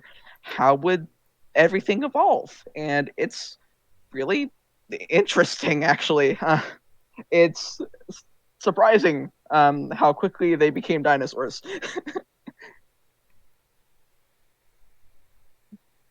Which is funny considering that they are dinosaurs, but Yeah. But it's things like The Future is Wild has this whole thing about cephalopods taking over the world. Serena has this whole thing about, oh, these beaks turn into tentacles, and the slugs are now like tree dwellers instead of ocean dwellers. And yeah, it's like Alien Worlds has this one that blatantly inspired one of my Manaverse planets, where it's tidally locked and one half is in scorching sun and the other is just frozen. Spec Evo is a really interesting topic. tidal locking is always fun. Yes. For those that don't know, tidal locking is when a planet doesn't, well, I guess not So rotating isn't quite the phrase to use. the rotation of the planet is exactly equal to its revolution. Yes. So For example, our moon is tidally locked. Yep. So one face of the celestial body always faces the thing that it's orbiting. Yes. So, for example, one face of our moon always faces the Earth. That's where the phrase "the dark side of the moon" comes from. A tidally locked planet, in particular, would have one half of it always facing its sun, rather than turning and rotating like Earth does. Which means that it would have seasons, but it would not have days. That's interesting to think about. Yeah, it is. Like, how would their calendar work? Yeah, because like there's no obvious way to keep time, Yeah, like at all, other than like seasons, but there's no further way. yeah. And God forbid your seasons are long. Yeah. Like, you Oh, can't even really track hours no, you because can't. that's like dependent on how long a day is. hmm I mean, you'd have to track time by any moons, I guess. If you have any. Yeah, then yeah, that's a problem, isn't it? I don't even know if Luma has a moon. It probably does. I feel like the lack of obvious timekeeping is such a huge obstacle It to is. sapiens. Like, yeah, obviously they would know time goes by, but being able to track it is pretty important. Yeah, and you can't use the sun, and hopefully you have a moon. Yeah. And if you're tidally locked, then flora is going to be very interesting. So you can't even really track via the growth of plants.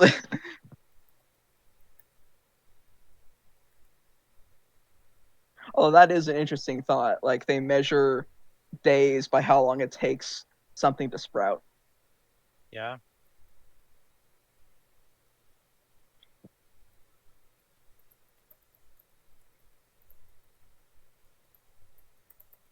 Yeah, I'm just sitting here trying to imagine sapiens on a tidally locked world. I'm like, wow.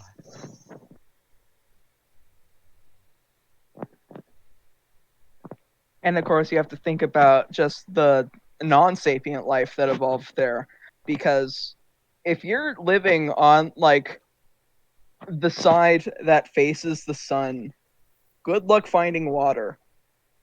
Yeah, I mean, it's one of those things where pretty much any life on the planet would be settled in the ring, Yeah, in the ring of eternal twilight, as yeah. dramatic as that sounds. And likelihood is it's a canyon because wind. Yeah. But like there would have to be life in both sides, in both extremes.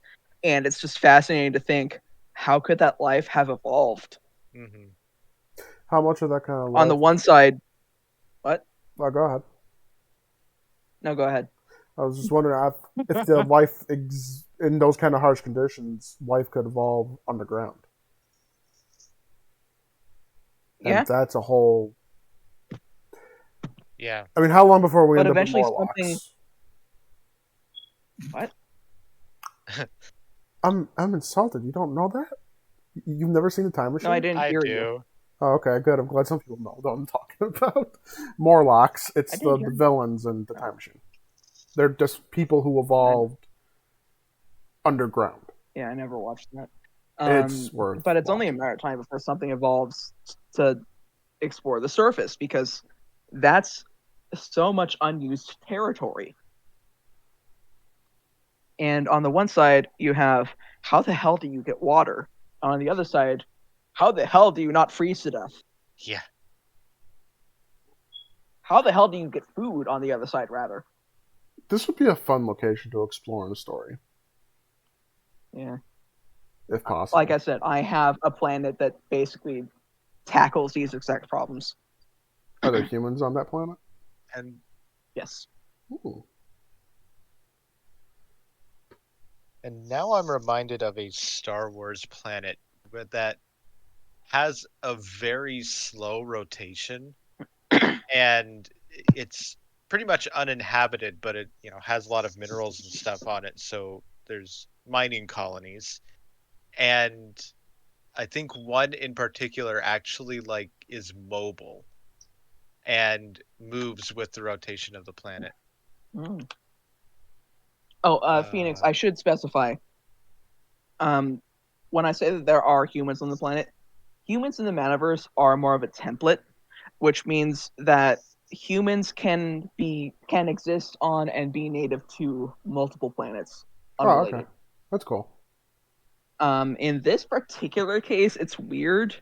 This is one of the things that I developed with ChatGPT, in that humans might not actually be native to this world. Um, it's complicated. They have like this Pern situation, and they kind of genetically engineered furries to help them explore the harsh sides of the world. Because what do you know, animals are better adapted to those conditions than humans are. And of course, then they had an apocalypse and forgot all about all that. So now they're just humans and furries living on a planet. That doesn't spin. Well, it spins just very slowly. Right.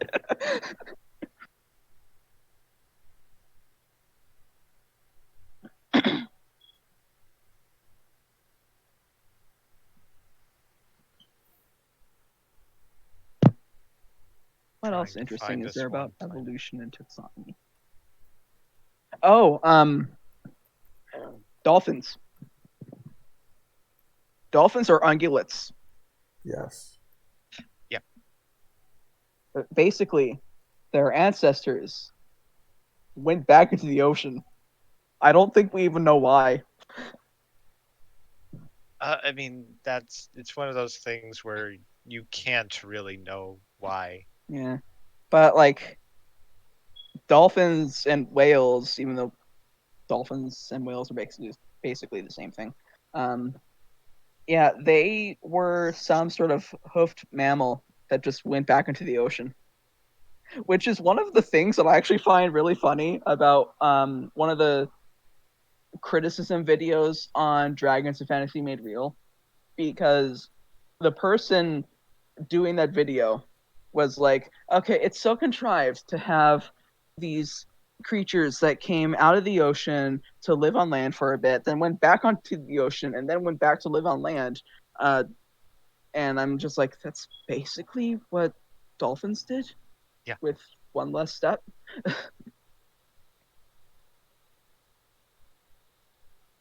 It's funny. The mermaids Hell, is that's what real. snakes did. What? Hell, that's what snakes did. Mm-hmm. It's funny that they're criticizing the dragon one when the mermaid one used that exact same thing with the quote Okay, unquote. but the video was about the dragon one. Oh, so. shitting on the dragon one then. Well, it wasn't shitting on it. It was literally titled "That Time Animal Planet Made Everyone Think Dragons Were Real." Oh yeah, I've watched that video. Oh yeah. I watch his stuff sometimes. It was a great video. It was a great video. It wasn't shitting on it. It was just criticizing it and talking about it. The time Animal Planet gaslit us all. Yeah, I mean, I don't think they meant to.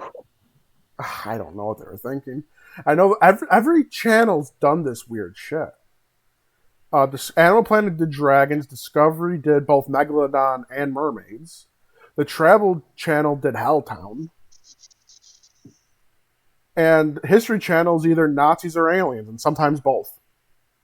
And according to Picaspri, there was a PSA on Canadian television for a bit that was very bad at telling people that it wasn't real and was just an ironic I know what PSA. you're talking about. It's the house And hippo thing. And it convinced children all over Canada that tiny hippos lived in their house. Yeah, I remember that, like, basically like it was yesterday. It would play every fucking commercial break. So the PSA was to tell people, children especially, because Let's see if I can find it. It played on children's channels, to not trust everything they see on TV. But they were bad at explaining that was what they were doing. So it just convinced children everywhere that tiny hippos lived in their houses and would come out at night to eat their food. I love that. I love that so much. Picaspri talked about it on stream today, and it was hilarious. Oh shit! I wish we had stuff like this here. I would have loved this. I mean, when I went to school in California, we had a just computer class one day, and our teacher had us go to a predetermined website to write an essay on quote unquote the Velcro plant. And he waited until like all of us had done our essays to explain to us, yeah, I just made this up. Huh. It's like, okay. So what's the lesson to be learned? To not trust the internet. Oh. Because you gotta remember, this was in like 2005. Wait. So you're telling me people purposely spread misinformation on the internet? Yeah, I know, right? But I thought it was against the law to lie on the internet. Yeah. It was a website that this guy, I think, even may have just made himself for the purpose of like teaching his students, yeah, don't believe everything you read on the internet.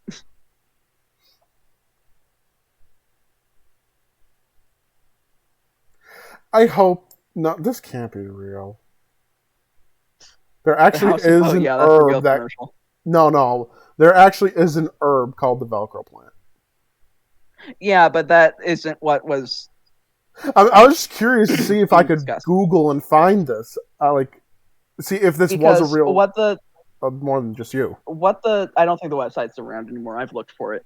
But what the website was basically saying is that Velcro comes from a specific plant. No, Velcro is made of plastic. I would have been so confused. It's also a brand name. The real name of it is called Hook and Loop Fasteners. Yep. Yeah, no one's gonna call it that. And the Velcro brand is getting real worried about that. Because like if their name gets genericized, then It's already been genericized. yeah, I know, but like They're worried about their copyright or yeah, trademark. exactly. See also Nintendo. Yeah, but Nintendo isn't facing that as much because people nowadays actually know that a Nintendo is not just all video games. I guess see also Coke then. Yes. Yeah. See also That's Frisbee. something. Yeah, Frisbee's a good one. Band-Aid. See also Band-Aid. Yeah. Kleenex. Uh-huh. Windex. Yeah. When was the last time you asked somebody to get the window cleaner? True. Would Clorox count? Well, I'd Clorox, say Lysol. so. Depends on where you are. True. Like I've heard people say Clorox instead of bleach. Yeah, same here. Yeah. But like we also pronounce nuclear, so. Nuclear. Isn't Crockpot also a brand? Yes. Yes. That's So, a term for in fact, Crockpot. I'm pretty sure it was invented by Betty Crocker, Mhm. the brand Ah. Betty Crocker, because there was no Betty Crocker, by the way. Yeah, like Crockpot, Frisbee, Band-Aid, Kleenex, Windex, Velcro. A lot of these, to be fair, are like cases where why the fuck would you ever call it a throwable disc?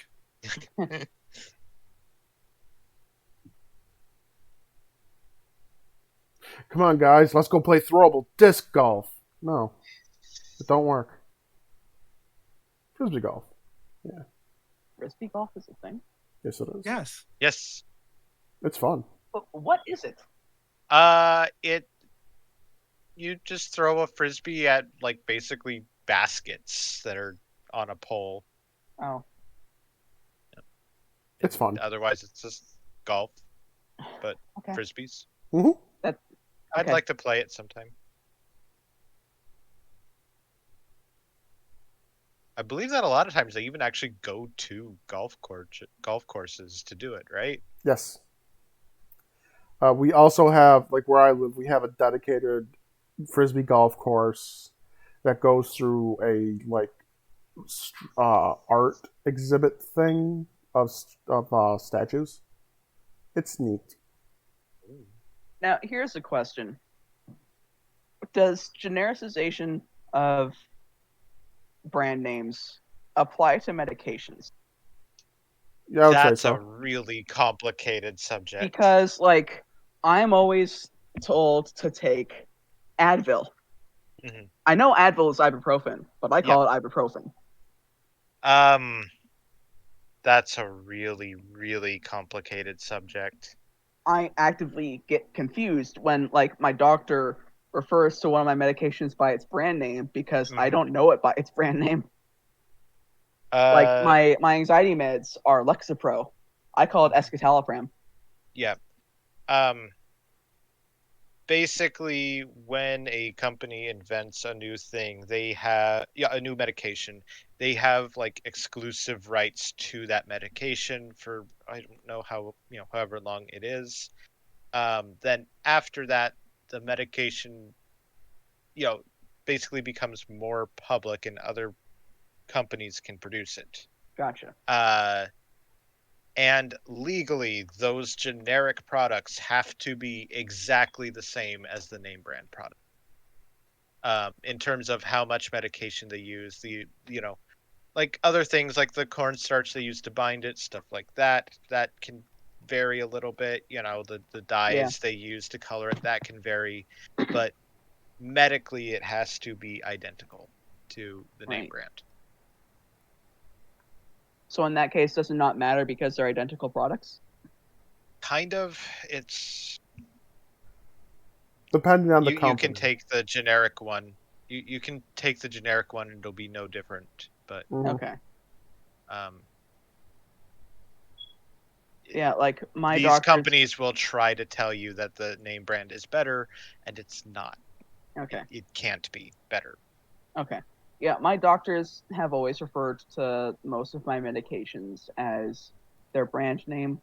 I actively get confused because I don't know them by the brand name. Right.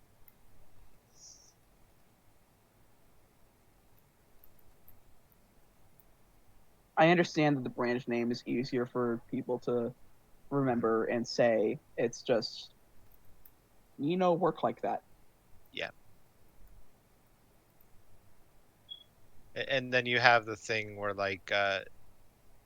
technically the generic name is still like a brand name, kind of, because Like there's everything... also the chemical name for it, which is usually a lot longer.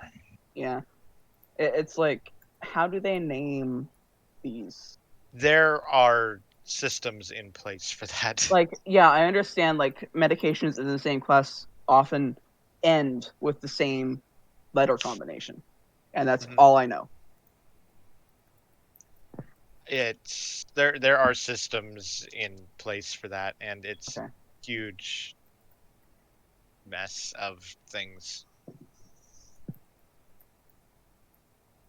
And then there's the cases where the brand name is just a shortened version of the generic name, Mhm. like Haldol, which is haloperidol. And it's like, okay, why did you even bother shortening it?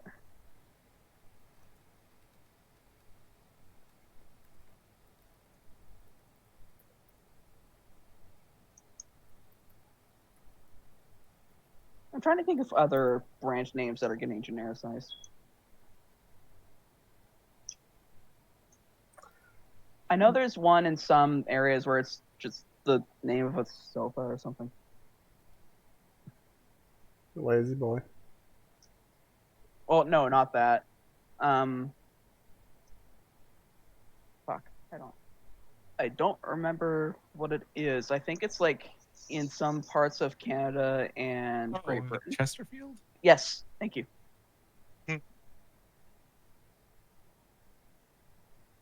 Like, I obviously, want to that's not meet really somebody that calls a couch a Chesterfield and just say why.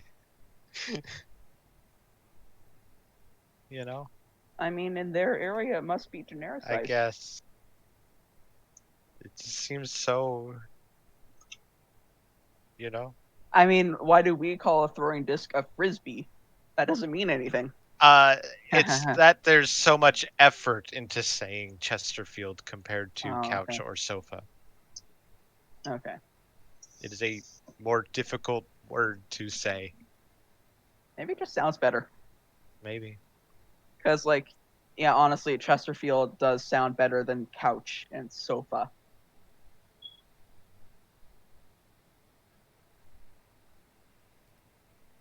Is loofah a brand or just a generic term? It's a plant. It is a plant. Oh, okay. How did that happen? That is, I believe, just the Chinese name for. Wait, no. No, it's the Egyptian name for the plant.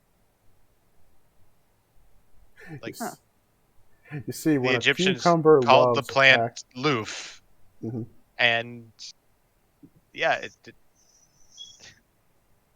It's bizarre. Mhm.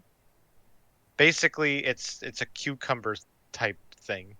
What And when it dries out into those crazy net things. Huh.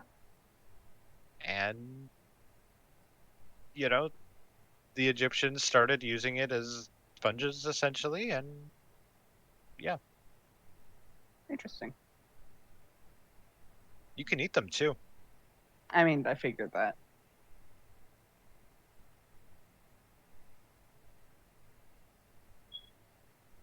I feel like some brands of dish soap are at risk of getting genericized.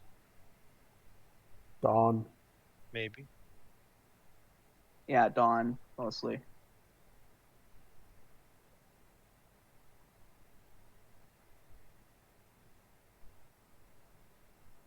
I can't think of anything else. Let's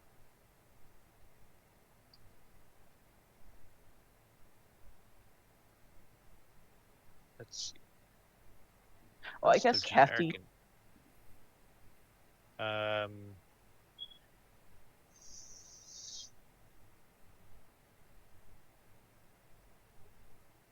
technically aspirin, I guess. Really?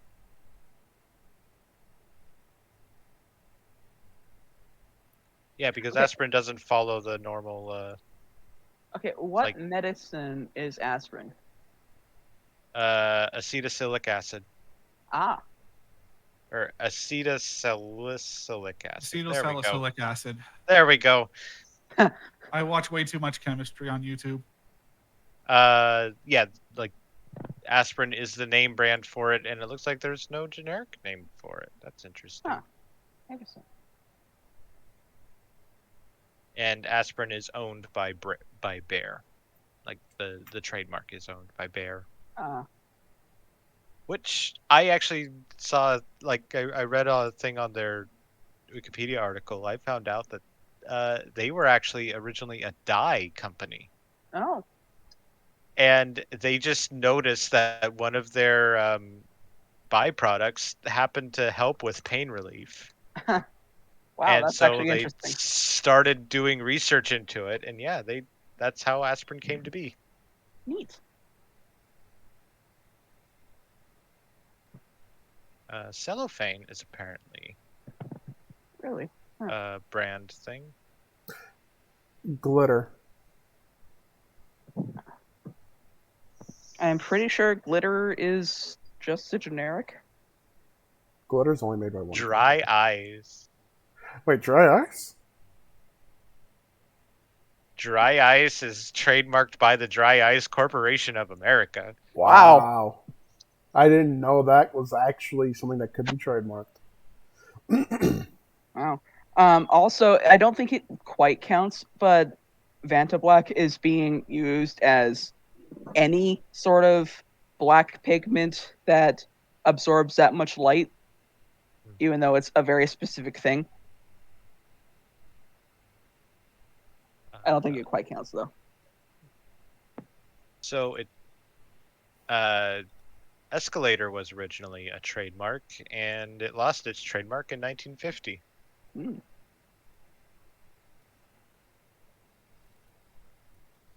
What about elevator? Not on this list. Which is funny because like Escalator was originally a trademark of the Otis Elevator Company, which was no, I mean Otis was the elevator company and might still be. Ah, I think it's one of like three now, 3 or 4.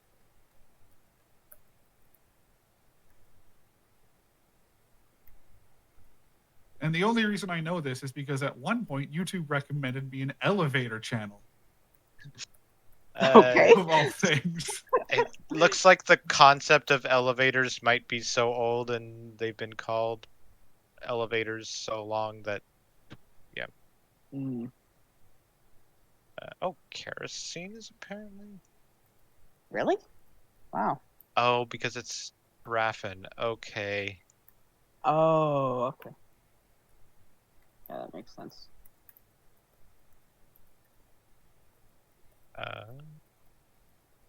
Yeah, it was registered as a trademark in 1854 before evolving into a generic trademark. What about pipe cleaners? I don't understand how don't- those things are. So, like, pipe cleaners to clean pipes are different from art pipe cleaners. Right. Okay.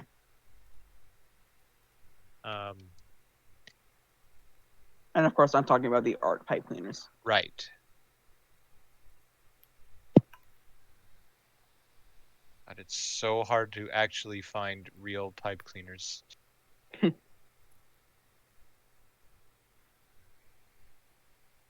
I should get my hands on more pipe cleaners.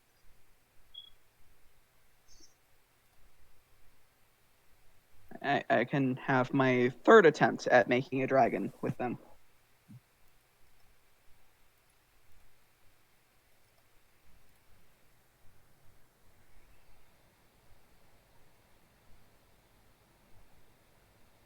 Huh.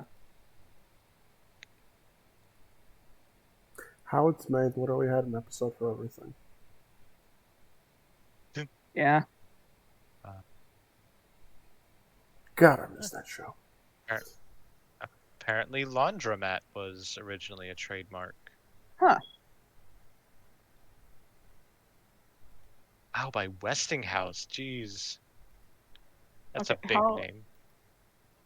How much food is on this genericized trademark list? I don't see much, if any.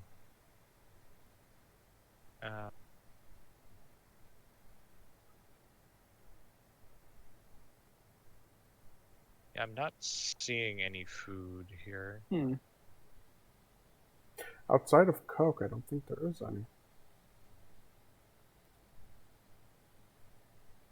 Let's see. Coke did mention as a possible one. Listed protected trademarks frequently used as generic terms. Ah. Crock-Pot is on that one.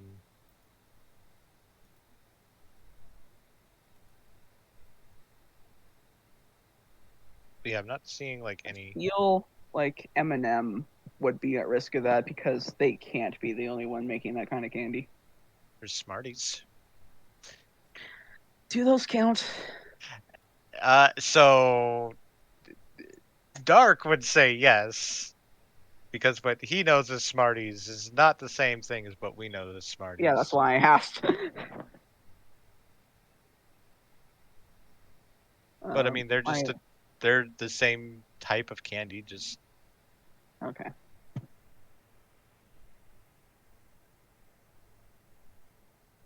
It's But yeah, really you- hard to trademark a generic chocolate bar, so I don't think that like Yeah. there's But yeah, anything there. you go outside of the U.S. and Smarties look like this. Ah, They're just they're really big M&Ms. Huh. interesting. I would like that. I've heard they're a bit overly sweet. I've never had them, but Yeah, like if you want like big M&Ms, just get M&M peanuts if you're outside the U.S. or any kind of filled M&M really, because Smarties are mostly the sugar coating. Mm. That's what I think I would like with them. You're fucking weird. I am fucking weird. My dad loved the American Smarties, so that's what I always associate with it. right, and that's understandable. What even are American Smarties? Sweet tarts. They're similar to sweet tarts. Except chalky. Yeah. Yes. They're pretty good. Uh-huh. They're chalky, super sweet. Have you ever had a candy necklace? I think I have a comparison that I have had a fair bit of rockets. Because that's basically what rockets are here. Yeah, a candy necklace is basically just a necklace of Smarties. Oh yeah, those are rockets here. Ah. Okay. Oh my god, they are. Like, I just looked up rockets. Those are just Smarties. Yep. They are very good. Yes. Yeah, I like are. the sour ones. And yeah, Phoenix is not lying. Yeah, Wow. okay, so it's probably just like the same exact brand even. Yeah. The logo is even really similar. Yeah, exactly. It's probably just another Mars bar situation. Or Mhm. Lay's. Oh God. And like the top result when I Googled it is, why are Smarties called rockets in Canada?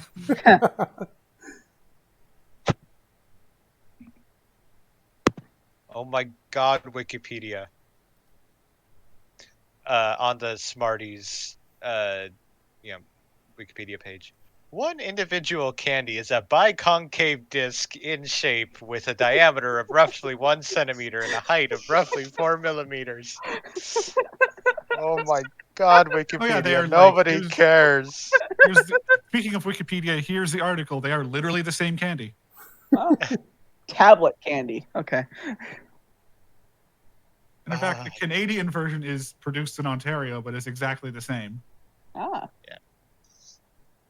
Just biconcave disc. The exact measurements. I fucking love Wikipedia. Yeah, I mean, I love it too, but I also just hate it for that stuff. Yeah. Like, it's really funny, but also just nobody fucking cares. They're not going to the Wikipedia page to get a physical An description. exact physical measurement of a Smartie. And it's like using the word biconcave there. Like, just say a disc with a dent on either side. That's fine. What do you know? think this is, Nate? Simple English Wikipedia?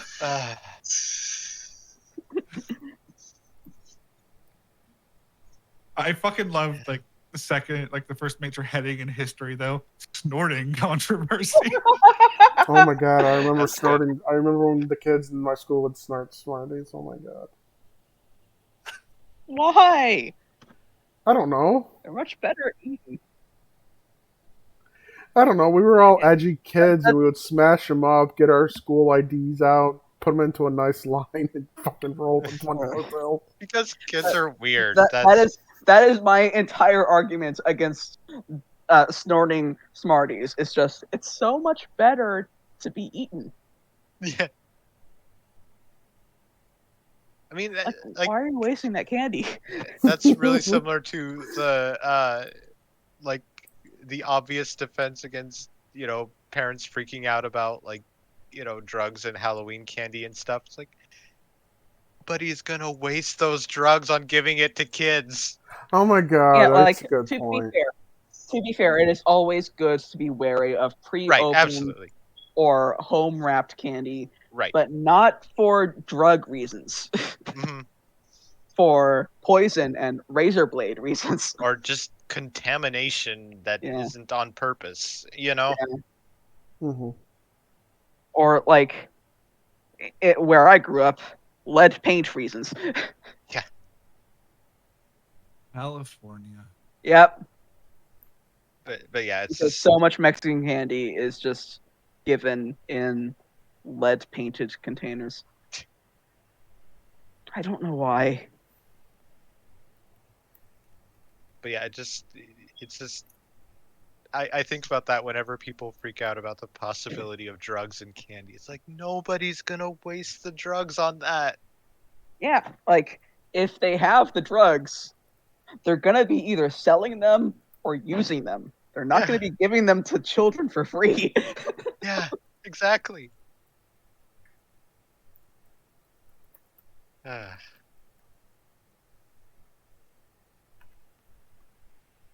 Yeah, welcome to the Berries and Cabbage episode where we talk about drugs And candy. and candy, I mean, which is kind of the same thing, but yeah, Hmm. you could make the argument that sugar is a drug. it is. It is. Yeah. Fun fact, most people are addicted to sugar, and I Yes. do mean addicted. Our Okay. bodies will have actual withdrawal symptoms if you suddenly cut sugar out of your diet. Caffeine too. It's called the keto flu.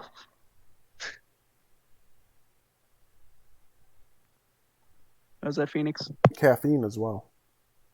Oh yeah, Yes. absolutely. I say with my cherry vanilla Coca-Cola because the store was out of my energy drinks.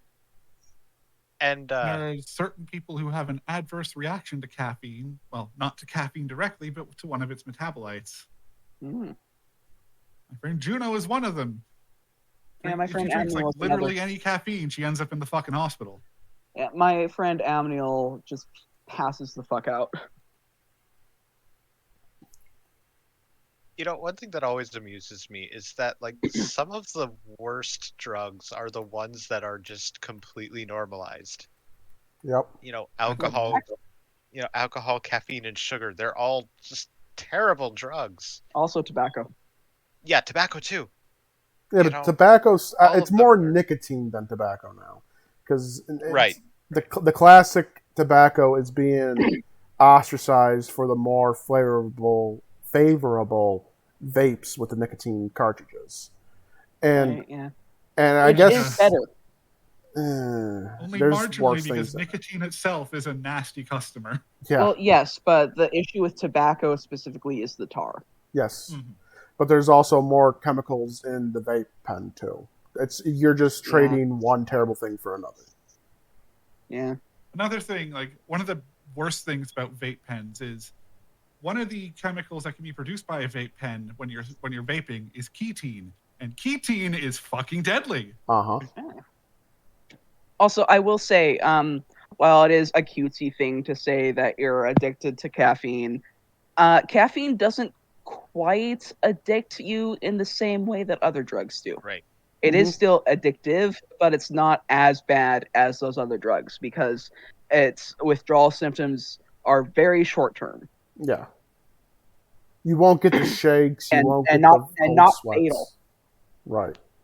You're not going to die because you suddenly stop drinking soda. Mm-hmm. You could die if you suddenly go off pretty much any of these other drugs. That's why you have to be weaned off a lot of things. Yes. So while I will often say, yes, I am addicted to caffeine, it's not the same addiction as someone who's addicted to, like, meth. I guess the moral of this whole episode is don't do drugs, kids. Study taxonomy Yeah. instead. Because it'll get you high in a different way. That's a drug in its own right. Yeah. You will get high off of banging your head into the wall because these things make no sense.